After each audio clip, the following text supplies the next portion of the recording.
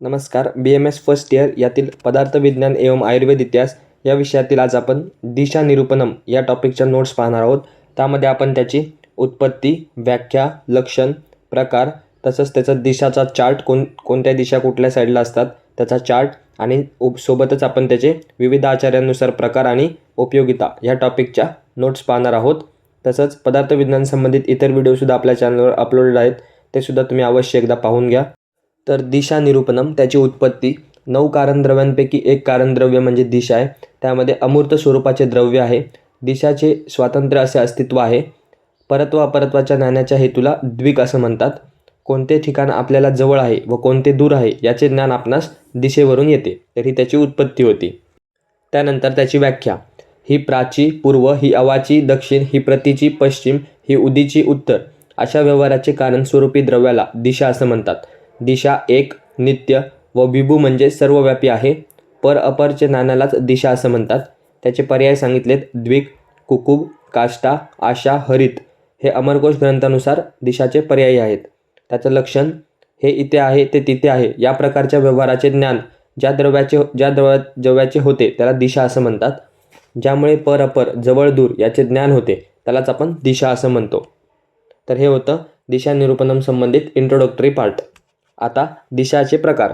दिशा ही एक, विभू व नित्य आहे असं आपण मागे पाहिलं, परंतु उपाधिभेदाने त्याचे प्रकार आढळतात. उपाधिभेदाने दिशेचे 10 प्रकार आहेत. आता हे 10 प्रकार कोणी सांगितलेत तर अमरकोश ग्रंथानुसार हे खालील 10 प्रकार आहेत. त्यामध्ये पहा. प्राची म्हणजे पूर्व, अवाची म्हणजे दक्षिण, प्रतीची पश्चिम, उदीची उत्तर, ईशान्य म्हणजे पूर्व आणि उत्तर यांच्यामधील, वायव्य म्हणजे उत्तर आणि पश्चिम यांच्यामधील, नैऋत्य म्हणजे पश्चिम आणि दक्षिण यांच्यामधील, आग्नेय म्हणजे दक्षिण पूर्वमधील आणि ऊर्ध्व आकाश आणि अध पाताळ. तर ह्या 10 दिशाचे प्रकार अमरकोश ग्रंथांनी सांगितलेले आहेत. तर ह्याचा आपण पुढे एक चार्ट पाहूया, त्याच्यानुसार तुम्हाला लवकर समजेल. तर आता आपण जे मागे दिशेचे प्रकार पाहिले त्याचा इथे तुम्ही एक चार्ट पाहू शकता व हा चार्ट तुम्ही कायम लक्षात ठेवा. याद्वारे तुम्हाला कोणत्याही प्रकारचं कन्फ्युजन होणार नाही. तुम्हाला लगेच सर्व दिशा समजतील. व तसंच तुम्ही मागे 10वीमध्ये वगैरे दिशा मराठीमध्ये किंवा सेमी इंग्लिश मिडियम असेल तर तुम्ही ते मराठीतसुद्धा पाठ केलेले असतील. ज्यांनी इंग्लिशमध्ये केले त्यांना थोड्या अवघड जातील, पण तुम्ही हा चार्ट एकदा लक्षात ठेवा. यामध्ये पहा. वरती उत्तर, खाली दक्षिण, पूर्व आणि पश्चिम ते 4 तर मेन लक्षात ठेवायचे. आता कोणाच्यामध्ये तुम्ही नीट लक्षात ठेवा. ईशान्य हे पूर्व आणि उत्तरच्यामध्ये, आग्नेय हे पूर्व आणि दक्षिणच्यामध्ये, नैऋत्य हे पश्चिम आणि दक्षिणच्यामध्ये आणि वायव्य हे पश्चिम आणि उत्तरच्यामध्ये आहे. आणि इकडे अध आणि ऊर्ध्व म्हणजे वर आणि खाली. आता मला माहीत नाही की तुम्हाला ही ट्रिक माहिती आहे की नाही, पण जर तुम्ही आग्नेयपासून चालू केलं तर पहा. अ द न प व उ ई पू म्हणजे ती ट्रिक आहे. अ द न प व उ ई पू. तर तुम्ही असं आग्नेय, दक्षिण, नैऋत्य, पश्चिम, वायव्य, उत्तर, ईशान्य आणि पूर्व असं सुद्धा लक्षात ठेवू शकता. आत्ता जे आपण प्रकार पाहिले ते अमरकोश ग्रंथानुसार होते. नेक्स्ट आपण वैशेषिक दर्शनकारांनी जे दिशेचे प्रकार सांगितलेत ते आपण पाहणार आहोत. ते खालीलप्रमाणे आहेत. सूर्य ज्या दिशेने उगवतो त्याला त्यांनी पूर्व दिशा असं म्हणलेलं आहे. आपल्या अथवा सूर्य ज्या दिशेला मावळतो ती म्हणजे पश्चिम दिशा समजावी. सूर्याभिमुख उभे राहिले असता उजव्या बाजूची दिशा आहे ती दक्षिण समजावी आणि सूर्याभिमुख उभे राहिले असता डाव्या बाजूची दिशा आहे ती उत्तर समजावी. त्यानंतर पूर्व आणि दक्षिण यांच्यामधील दिशा आग्नेय, दक्षिण आणि पश्चिम यांच्यामधील दिशा नैऋत्य, पश्चिम आणि उत्तरमधील दिशा वायव्य, उत्तर आणि पूर्वमधील दिशा ईशान्य, मस्तकावरील बाजूस असणारी दिशा ऊर्ध्व आणि पायाखालची बाजू असणारी दिशा अध. म्हणजे प्रकार तेच सांगितलेत, फक्त त्यांनी एक्सप्लेन करताना थोडं वेगळ्या प्रकारे एक्सप्लेन केलेलं आहे. तर हे सुद्धा तुम्ही इथे लक्षात ठेवलं पाहिजे. तसंच तिसरे आचार्य म्हणजेच प्रशस्त पदांनी देखील दिशेचे वेगवेगळ्या नावांनी संबोधलं आहे. तर त्यांनी काय केलं आहे, दिशेला देवदेवतांनुसार नाव दिलेलं आहे. जसं की पूर्वला कुबेर, पश्चिमला वरुण, उत्तरला इंद्र, दक्षिणला यम, ऊर्ध्वला ब्रह्म आणि अधला नागी देवता. तर हे तुम्ही लक्षात ठेवा की दिशा निरूपणामध्ये सुरुवातीला उत्पत्ती, व्याख्या, पर्याय, लक्षण, त्यानंतर त्याचे 3 आचार्यांनुसार वेगवेगळे प्रकार आणि नेक्स्ट आपण गुण आणि उपयोगिता पाहणार आहोत.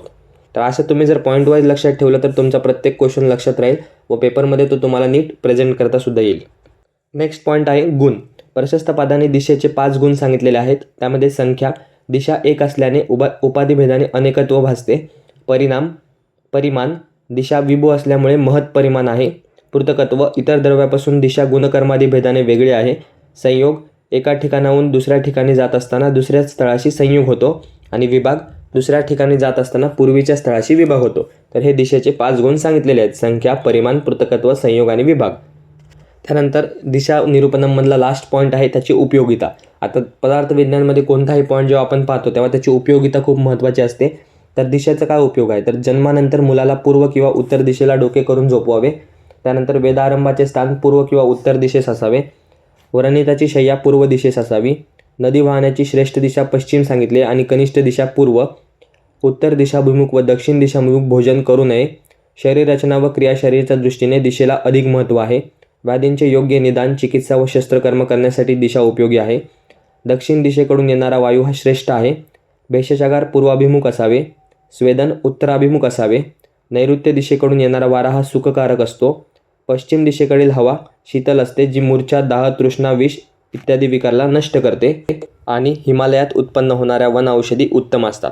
तर हे काही दिशाचे उपयोगिता आहे. तर तुमच्या जेवढे लक्षात राहतील तेवढे तुम्ही लक्षात ठेवा. ज्या पद्धतीने तुम्ही लक्षात ठेवू शकता त्या पद्धतीने लक्षात ठेवा. फक्त हे तुम्हाला पेपरमध्ये लिहिता यायला पाहिजे. तर दिशा या टॉपिकवर बऱ्याचदा SAQ विचारला गेलेला आहे व तो LAQला विचारला जाऊ शकतो. तर त्याला व्यवस्थित स्टडी करा. तसंच आपण नेक्स्ट व्हिडिओमध्ये कालनिरूपणम या टॉपिकच्या नोट्स पाहणार आहोत. हा व्हिडिओ जर तुम्हाला आवडला असेल तर व्हिडिओला लाईक करा, चॅनलला सबस्क्राईब करा, तुमच्या इतर मित्रांमध्ये शेअर करा. भेटूया असाच एका नवीन व्हिडिओमध्ये नवीन टॉपिकसोबत. धन्यवाद.